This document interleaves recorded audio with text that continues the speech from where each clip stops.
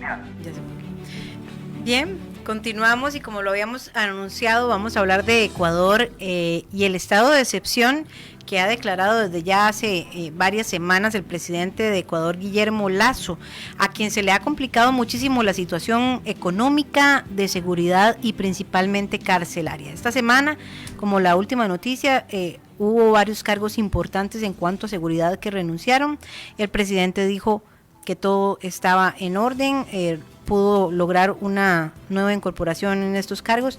Vamos a escuchar brevemente lo que dijo el presidente esta semana, Guillermo Lasso, y ya venimos con el análisis de Byron Banguera, nuestro invitado de hoy. Asimismo, reconocen que el Ecuador se encuentra bajo una grave amenaza externa por el ataque de las mafias del narcotráfico, las mismas que pretenden tomar control de los centros de privación de libertad en el país y quitarnos la tranquilidad en las calles y ciudades. Inseguridad en las calles, inseguridad en las cárceles, crisis a nivel nacional. Hoy está con nosotros Byron Banguera, quien es consultor en temas de movilidad humana, incidencia y políticas públicas de Ecuador, y le damos la bienvenida esta tarde a Conexión Mundial. Byron, muchas gracias por acompañarnos. Buenas tardes, qué gusto volver a verte. Gracias por la oportunidad. Tal vez, Byron, poner un poco en perspectiva qué es lo que está ocurriendo en Ecuador. Se ha hablado mucho del crecimiento del narcotráfico y del crimen organizado, que no solo se ha apropiado de las carreteras, sino también de las prisiones. Sin embargo, no es el único escenario negativo con el que se está enfrentando el presidente Guillermo Lasso, y no es tampoco el único problema que tiene en este momento. Es importante que las personas que están escuchando este importante medio de comunicación entiendan dos cosas que está pasando en Ecuador. Es la primera vez que los ecuatorianos vemos el nivel de violencia que está expresado con el asesinato de presos en las cárceles del Ecuador, pero también con la decapitación, el desmembramiento y la quema de los cuerpos por parte de estas bandas criminales que están operando en los centros de privación de la libertad. Es la primera vez que el público ecuatoriano acude a estos macabros hechos. Entonces también este es un punto de ruptura. Y el segundo hecho que debe entender la ciudadanía es que en Ecuador existe en estos momentos un quiebre de la normalidad institucional. Existe un debilitamiento profundo de la respuesta que está dando el Estado justamente para poder precautelar la vida de las personas que están en los centros de reclusión, pero también esta violencia se ha extendido a las calles de la ciudad, a las ciudades del Ecuador. Entonces, esto hace que la ciudadanía ecuatoriana esté viviendo momentos de zozobra, miedo e incertidumbre. 4 motines en lo que va del año, que ha cobrado la vida de centenares de personas, no solo privados de libertad, una situación que se vive en las calles, como usted lo menciona, y que se vive en los centros penitenciarios, pero también hay protestas, hay manifestaciones diversas de los mismos ecuatorianos ante la situación económica que se vive en este país y que terminó de golpearse con la pandemia que inició en el 2020. De hecho, leía que dentro de las cifras importantes, la pobreza aumentó casi 7 puntos porcentuales en un año, desde el 2019 al 2020, y la pobreza extrema todavía bastante también, pasó de 9,5 a 14,7, y se habla mucho también de las soluciones con el plan de austeridad que presentó el gobierno y que ha sido un descontento también social. Entonces, un poco el crimen organizado y el narcotráfico, pero también la situación que están viviendo los ecuatorianos con pérdidas de trabajo, recorte en sus ingresos y también en los servicios como educación, salud, seguridad. Sí, la pandemia afectó a toda la región, a todo el globo, ¿no? A unas regiones más fuertes que a otras y otros países en particular más fuertes que a otros. Nosotros lamentablemente venimos de ser un país que era ejemplo a seguir en políticas de desarrollo, a ser un ejemplo de lo que no se debe hacer en situación de crisis con el gobierno de Moreno, que fue quien antecedió a Lasso, ¿no? Fue un gobierno donde Ecuador se hizo tristemente célebre porque habían muertos por COVID en las calles y el Estado no podía responder de manera adecuada con políticas públicas que permitieran proteger la vida de los ecuatorianos. Se hizo viral ver muertos quemados en las calles porque no se podían enterrar porque no había capacidad hospitalaria. Ese fue como el preámbulo de la película de terror que estamos viendo los ecuatorianos. Y ahora el tema de lo que está pasando en las cárceles, esta violencia inusitada que, ojo, decapitar, desmembrar, quemar cuerpos envía un mensaje político también. Entonces lo que estamos presenciando en Ecuador también es la mutación del crimen organizado que se está tomando y está poniendo de rodillas el Estado ecuatoriano. Y como tú lo decías, la cereza del pastel es la profunda crisis económica que estamos viviendo, que el gobierno de Lazo lamentablemente en campaña prometió una cosa en su plan de gobierno y las promesas que hizo, pero al llegar a la presidencia estamos viendo que está implementando las recetas de corte de ajuste estructural, de corte neoliberal, y lo que hace, y eso a nivel regional, ¿no? Tienes que hacer estudios comparativos de desarrollo, que las propuestas o las políticas de ajuste estructural lo que producen es más pobreza, el debilitamiento del Estado lo que produce es más inequidad, y lo que estamos viendo es la falta de un horizonte de futuro, de perspectiva, de esperanza de la ciudadanía, y lo que Ecuador vive hoy por hoy es un ambiente de profunda preocupación, está abatido emocionalmente, ¿no? Sí, eso es importante y bueno, sí creo que no se puede desmeritar la presencia del narcotráfico y cómo han aumentado los homicidios. Leía que en el 2021, en lo que se lleva del año, o por lo menos hasta septiembre, habían 1.753, cifras muy superiores a las del 2018, 2019 y 2020, e incluso que Ecuador es uno de los países de la región que no produce cocaína, que más incauta drogas también. Incluso viendo cifras me parecieron alarmantes. En el 2019 se incautaron 47 toneladas y en lo que llevamos del año se han incautado 93 toneladas. Ya no es una ruta de paso, ya no es un acceso para exportar drogas, sino que también se almacena y se produce en este lugar. Y yo creo que siempre el crimen organizado y el narco se sabe aprovechar muy bien de las oportunidades que le da la inestabilidad social de un país. Así es, el poder hoy el vacío, lo que estamos viendo es una economía que mueve millones, que es la segunda economía a nivel mundial en lo que se refiere a movimientos de dinero, ¿no? Entonces, esto también es un fenómeno que no solo pasa en Ecuador, pasa en toda la región. Hemos visto una mutación del conflicto y de la economía basada en la droga, ¿no? Hemos visto que ahora los grandes carteles Colombia se dio el control a los carteles mexicanos tienen la hegemonía y han hecho subsidiarios a Colombia. Ecuador antes se llamaba una isla de paz, porque teníamos a Colombia y a Perú, y nosotros relativamente pudimos pasar sin mayores conflictos sociales internos a causa de estos temas, pero ahora lo que estamos viendo es que ha penetrado con fuerza algunos segmentos de la sociedad ecuatoriana. Grandes empresas están lavando dinero, y lo que es preocupante es que las fuerzas de seguridad del Estado parece que están siendo permeadas también por la economía y la ilegalidad y por conexiones con el narcotráfico.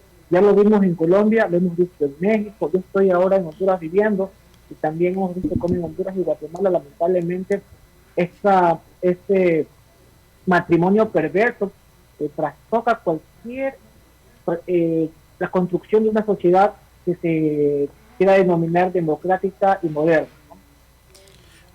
Byron, ¿cuál es la propuesta del presidente o del ejecutivo ante la escalada? Porque han estado, bueno, el ejército estuvo en las calles, han estado en unos estados de excepción, unas restricciones, pero lo cierto es que no se ha logrado controlar lo que está sucediendo en las calles. A ver, aquí tengo que decirles con toda sinceridad de que ha habido una apatía, no hay una respuesta eficiente por parte del Estado.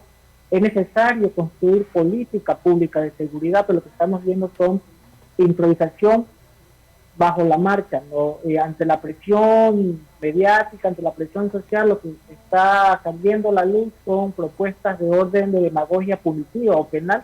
Es decir, el presidente intentó presentar un proyecto de ley donde tipificaba como delito a las a los jefes de estas bandas criminales que ordenaron asesinatos, pero eso está tipificado ya en el Código Orgánico Penal.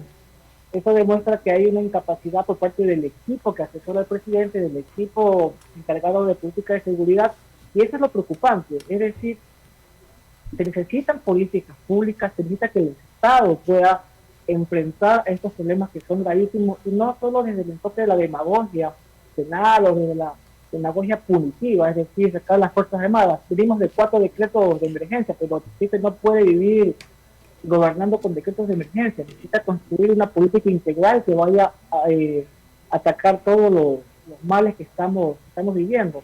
Claro, una punta es el tema de la seguridad ciudadana, pero ojo, que las causas son mucho más profundas. Lo que decía Eric, el tema de la inequidad social, el tema de que se están abriendo las brechas sociales de inequidad, la falta de oportunidades económicas, la falta de oportunidades de empleo para amplios sectores, que lamentablemente son caldos de cultivo, porque son sectores populares que sirven como soldados de la guerra, en esta guerra que está alimentada por el dinero del narcotráfico. Entonces, en una sociedad que tiende a desmembrarse, a descomponerse, la convivencia y la construcción de una democracia sólida es cada vez más lejana.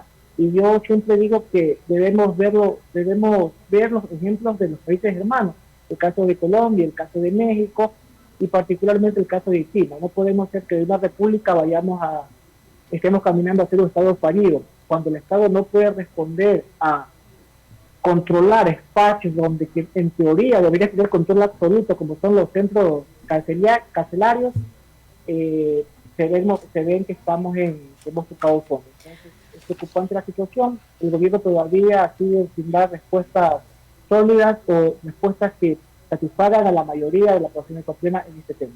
Agregando a la pregunta que hace Luis, porque resulta interesante, ¿verdad? Muchas veces un gobierno, un presidente declara un estado de excepción como primer medida o como acción inmediata para pretender detener el caos. Sin embargo, no es la solución, o por lo menos no la solución integral en una situación tan desequilibrada y tan inestable como por ejemplo lo que está sucediendo ahorita en Ecuador, en la que se abren portillos también para que las personas busquen alternativas económicas para alimentarse en lo ilegal, de alguna forma, por decirlo de alguna manera, pero que además atribuye a un gran problema que existe carcelario. Leía que hay celdas en las cárceles en las que están hechas para 10 personas y hay 30, y pabellones en los que están hechos para 300 y hay 1200, además ya del conflicto que existe entre bandas, entre grupos que buscan siempre una lucha de dominio, de poder y de control. Entonces, es el estado de excepción una mampara para decir algo estoy haciendo, pero no estoy haciendo nada, o para callar, o para detener algo que se vuelve indetenible. A ver, en sociología se llama que la sociedad del espectáculo, ¿no? Necesitamos generar acciones grandilocuentes para que la gente piense o crea, la gran masa crea que se está a cargo de la situación, pero lo que realmente está pasando dista mucho o está muy lejos de eso, ¿no? Y sí, tienes razón. La gente debe saber, o para que ustedes sepan, muchos de los presos, las personas que murieron en esa masacre, eran gente que no tenía órdenes de prisión en firme, es decir, porque la Fiscalía también está usando de un concepto que se llama la prisión preventiva. El derecho legal es que toda persona es inocente hasta que se demuestre lo contrario, pero la Fiscalía está usando de la prisión preventiva, es decir, que mientras prueban que es culpable, se meten preso. Entonces, muchas personas que murieron no tenían un caso en firme. Entonces, aquí también el Estado va a enfrentar serios problemas porque también se vienen sendos juicios. Ya se está hablando en la sociedad ecuatoriana de generar juicios ante la Sociedad Interamericana de Derechos Humanos, porque el Estado debe tutelar y garantizar la vida de las personas, particularmente de los que están privados de libertad, porque el Estado es el garante de su seguridad y de su vida. Y aquí necesitamos, o sea, más allá de la demagogia punitiva, más allá del populismo penal, Ecuador necesita políticas de seguridad, políticas integrales de rehabilitación social, que las había. el gobierno del presidente Rafael Correa implementó una serie de mecanismos para mejorar la calidad de vida de las personas privadas de libertad, también el tema de aislamiento. Nosotros en Ecuador fuimos también elogiados por esas políticas de buenas prácticas que lamentablemente el gobierno de Moreno después se desmanteló el Ministerio de Justicia, donde justamente se inició el encargado del enfoque de la política de rehabilitación social, y ahora con Lazo vemos que continúa justamente quitándole fondos si tú le quitas fondos a la rehabilitación social, claro que el resultado va a ser que tienes una bomba de tiempo que estalló, ¿no? Que ya van como más de cuatro motinamientos, más de 4 masacres, que llena de vergüenza a los ecuatorianos. Byron, tenés en conocimiento, si nos puedes decir si la violencia que se está viviendo es en todo el país, en todo Ecuador, o tal vez se enfoca en algunas ciudades en específico. Bueno, sí, está focalizado a las ciudades, particularmente Guayaquil, que es el principal puerto de exportación, donde se encuentran las bandas criminales más grandes del país, que son los Teneros, los Lobos, los Figuerones, que son los que están disputándose. Y estas bandas tienen relaciones con los carteles internacionales de la droga, particularmente los mexicanos, los del cartel del Golfo y los de Jalisco Nueva Generación y los de Tijuana. Entonces, ahí vemos que Guayaquil, Manta, que también es una ciudad que está en la provincia de Manabí, que tiene también puerto, está muy afectada. Esmeraldas, que es mi ciudad natal, que también tiene puerto, donde además el tema de la violencia y del sicariato, que era un fenómeno que no se veía en Ecuador, que lo veíamos en Colombia, que lo veíamos en México, pero que no lo veíamos, que no era parte de nuestra cultura. El tema del sicariato ahora está entrando con fuerza, es decir, que el asesinato por encomienda, ¿no? Por encargo. Primero supuestamente están matando entre bandas criminales, pero también hay un montón de víctimas producto del daño colateral. Y lo tercero que es preocupante es la extorsión del secuestro ya de personas. Quien tiene un negocio, quien tiene una empresa, está siendo atemorizada, está siendo extorsionada. Entonces, justamente estas dinámicas conllevan esta dinámica de ilegalidad de las bandas criminales que están vinculadas al narcotráfico. Entonces tú tienes Esmeraldas, tienes Manta, tienes Guayaquil, en menor medida Quito, que es la capital del Ecuador, pero que ahí, en cambio, hay una criminalidad de cuello blanco, que es el tema del lavado de capitales, ¿no? A través de la infraestructura de bienes raíces.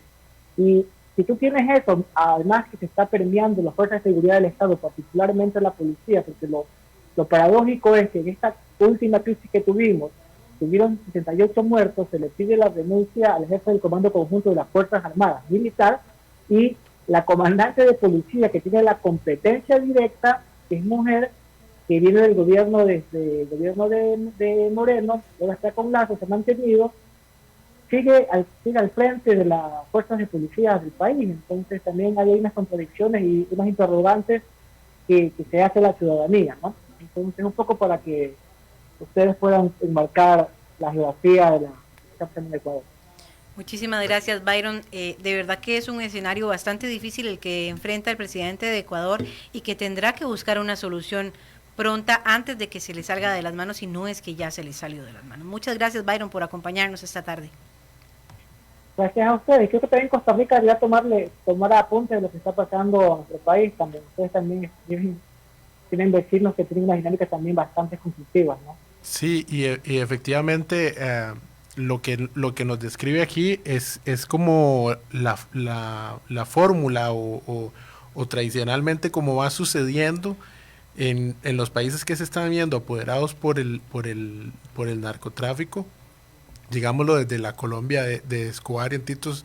El nivel de violencia, los actos de violencia, la manera en que se trabaja se va repitiendo de país a país, y bueno, ese es el narcotráfico ya en su máximo poder. Sí, y bueno, lamentable. Narcotráfico global, ¿no? Sí. Es muy difícil, es muy regional también, tanto en Sudamérica, Centroamérica y pues su cuna actualmente, ¿verdad? México.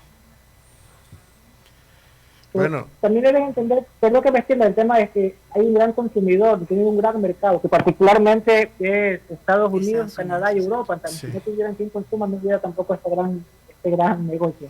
Ahí es donde está la clave y el alimento del negocio, ¿verdad? ¿Quiénes lo consumen? Ese es el problema. Mientras, como usted lo dice, haya quien lo consuma, habrá quien lo produzca. Sí. Byron, muchas gracias por la participación. Okay. Y estaremos invitándolo luego también para hablar de otros muchos temas. Byron, muchas gracias por acompañarnos. Nosotros aprovechamos para hacer una pausa y ya venimos con el cierre de nuestro programa de hoy. Bien, nuestros últimos minutos. Como 3 minutos nos quedan, pero muy rápido, una manifestación frustrada en Cuba. Un gran anuncio se hizo para el 15N y no ocurrió nada, básicamente porque la represión ocurrió, pero no a favor la de la marcha oposición. no se dio, porque, bueno, desde que usted está en su casa y está fuera de su hogar, rodeado y no puede salir, no puede ni siquiera, lo que pretendía uno de los activistas era marchar en silencio, solitario, con una rosa. Sí. Y el día antes porque sabía que exacto, no se podría. Y ni siquiera no sé si logró salir, hay una de las fotografías, Junior sí, con un letrero que está indicando estoy aquí encerrado en mi casa. Ajá, y que ya ahora está en España. Sí. Viajó a España y con un visado de turista se fue con su esposa por protección porque sabía que lo que pretendían, según dice él, era que lo querían silenciar y anular. Sí, a él y a cualquiera que fuera a participar, y aún así pues... hubo muchísima tensión de previo y creo que a los cubanos les dio muchísimo miedo las represalias. No, y es algo tal vez no podemos decir que comprendemos al 100%. Pero es entendible. Pero es entendible, exactamente. Sí.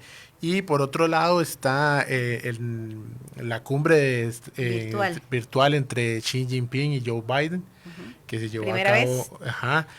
Adicional a esto, una presión de parte de los republicanos hacia el presidente Joe Biden para boicotear los Juegos Olímpicos de Invierno que está valorando el presidente. Lo que dicen es que en relación con relación a los muchos violación de los derechos humanos, pues lo mejor es no participar. Y adicional a eso, pues tenemos el caso de la tenista china Peng Shuai, que está desaparecida, ¿verdad? Ella denunció en una red social china, ¿verdad? Que es propia de China, una agresión sexual con uno de los altos funcionarios. Con uno de los altos funcionarios del partido comunista chino. Ella hace la denuncia en esta red social y luego que fue borrada de inmediato. Fue borrada y ella desapareció. Y ella desapareció de 2 semanas que no se sabe de ella. Aparece una carta, un correo electrónico donde ella supuestamente dice que está bien. Se duda que realmente sea ella. El tema aquí es que no se sabe cuál es su paradero, su estado de salud y pues bueno, esperemos que se resuelva, que esté bien, pero vamos a darle seguimiento a este tema porque realmente pues todos comprendemos cómo sucede en China, pero creo que esto sí ya es más. Y hubo cumbre norteamericana también, se reunieron los líderes de Estados Unidos, México y Canadá. Justin Trudeau, Joe Biden y Andrés López Obrador, desde el 2016 no se reunían también. Y tienen temas muy importantes que atender, dentro de esos el más importante, migración, que es un tema que tenemos pendiente aquí en Conexión Mundial y que esperamos poder desarrollar, si no la otra semana, muy pronto. Va a estar especial ese programa. Sí. Esperamos que sí. Y le agradecemos a ustedes su compañía. Los esperamos el próximo viernes, eso sí, a las 6 de la tarde nuevamente. Y ahora viene el fútbol. Sí, ahorita no los dejamos con el noticiero, los dejamos con un partido de primera división de fútbol nacional. Cartago visita a Pérez Celedón, si no me equivoco. Muchas gracias.